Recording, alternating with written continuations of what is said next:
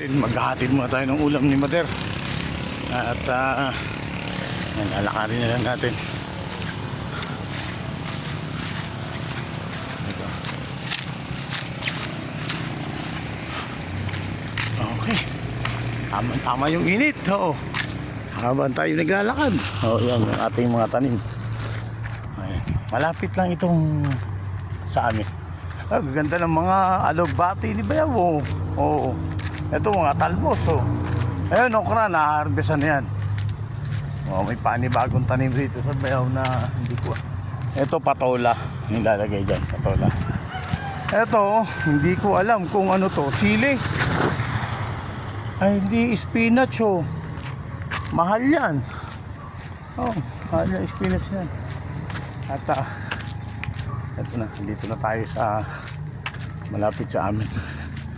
Eksaktong 1:30. Yan, makakapananghali kami rito, 2:00 na. Yan. Oo. Okay.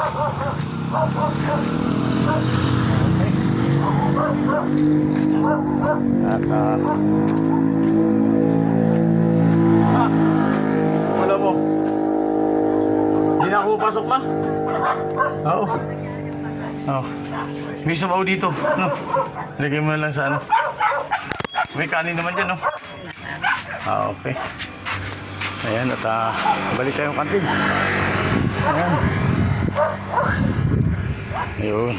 At kumikinang-kinang ang aking ulo. Tama-tama, wala sombrero. Ayun.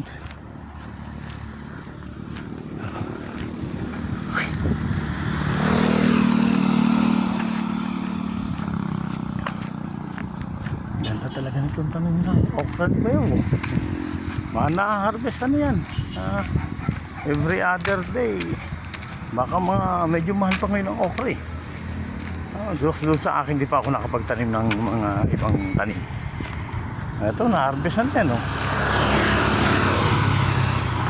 Dito na nga ako makadaan sa baba at medyo malilim. Magpalilim tayo ng konti muna. Yan. Ito panibagong tanim niya uli. Yan.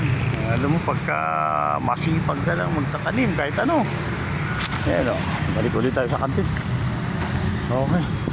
Dito lang nakaparata sa akin yung sakyan ko.